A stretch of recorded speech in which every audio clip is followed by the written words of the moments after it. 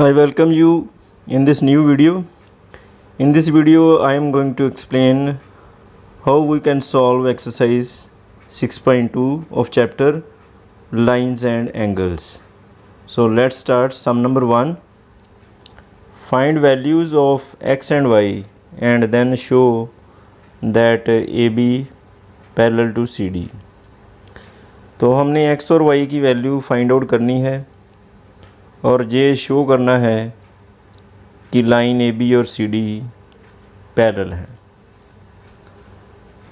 तो ये ट्रांसवर्सल है, दो लाइनों को इंटरसेक्ट कर रही है। तो x और 50 जो है इसका एक लीनियर पेयर बनता है। तो x plus 50 degree is equal to 180 degree. तो ये एक लीनियर पेयर है। तो लीनियर पेयर 50 जो है वो राइट हैंड साइड जाकर 180 में से माइनस हो जाएंगे।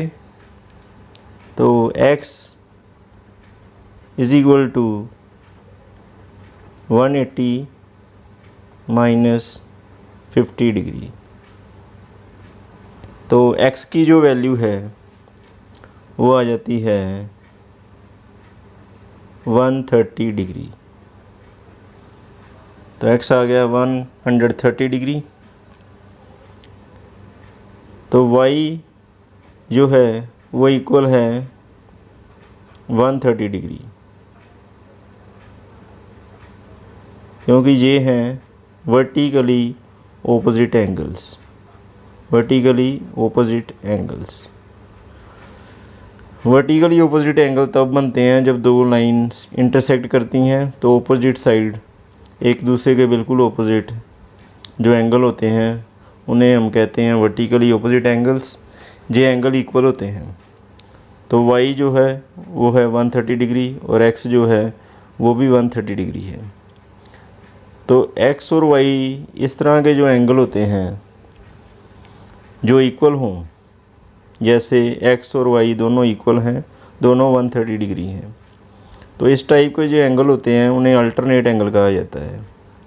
तो अल्टरनेट एंगल जो हैं वो इक्वल होते हैं। x और y ये दोनों इक्वल हैं, दोनों ही 130 डिग्री हैं, लेकिन इस तरह के एंगल जो होते हैं वो होते हैं अल्टरनेट एंगल्स। तो बट दीज आर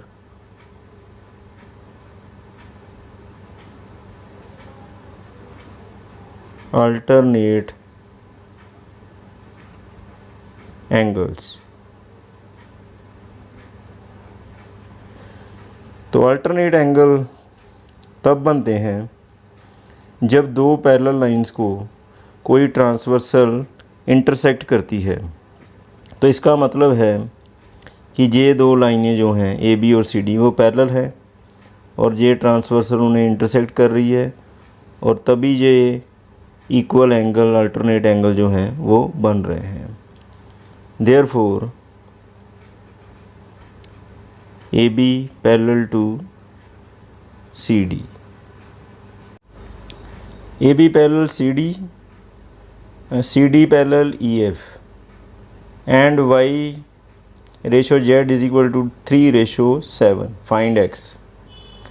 तो ए बी लाइन और सी डी लाइन पैरेलल हैं और सी डी लाइन जो है वो ई एफ के बी पैरेलल है। तो y और z की रेशो में गिवन है। तो x हमने फाइंड करना है। तो पहले हम सपोज कर लेते हैं कि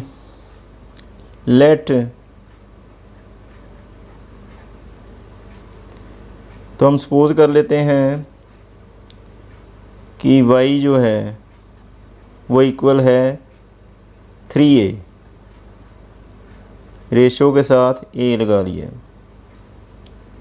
and z is equal to 7a।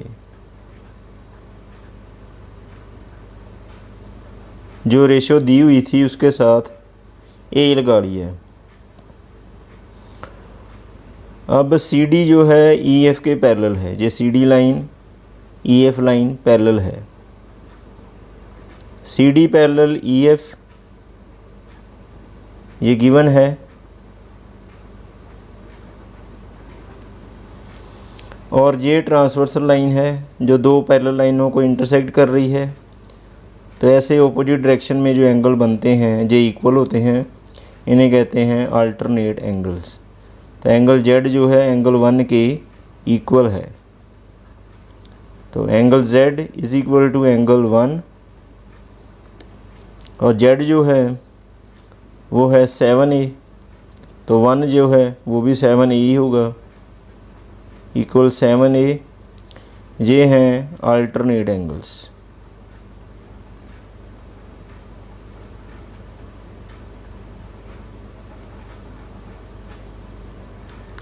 तो अल्टरनेट एंगल है इसलिए इक्वल है। अब 1 जो है वो है 7A, एंगल 1 जो है उसकी वैल्यू क्या है 7A, y जो है उसकी वैल्यू है 3A। अब y और 1 का एक लीनियर पेयर बनता है, तो y plus 1 y plus angle 1 is equal to 180 degree. ये है लीनियर पेयर। यहाँ y की वैल्यू पुट कर देंगे 3A, एंगल 1 की वैल्यू है 7A is equal to 180 degree. 3 plus 7 10A is equal to 180 degree, और A की वैल्यू आ गई 180/10, 0 से 0 कैंसिल, तो A की वैल्यू है 18 डिग्री। अब A की वैल्यू पुट करके हम y और z दोनों की डिग्री निकाल लेंगे। तो y इज इक्वल टू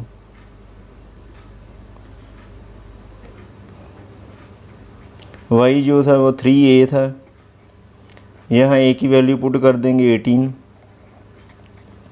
तो y आ गया 54 डिग्री। अब हमने निकालना है x। तो AB जो है वो पैरेलल है CD के, AB पैरेलल CD ये गिवन है।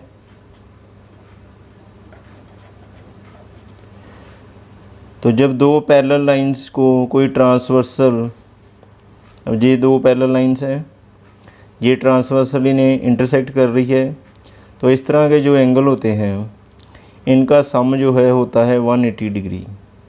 तो x प्लस वाई जो है वो होगा 180 डिग्री। इन्हें कहते हैं, इस तरह के जो एंगल हैं उन्हें कहते हैं इंटीरियर एंगल्स।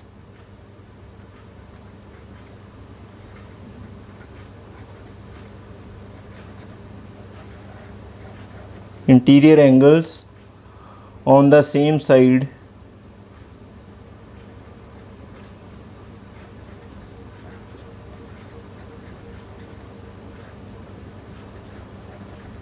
of transversal।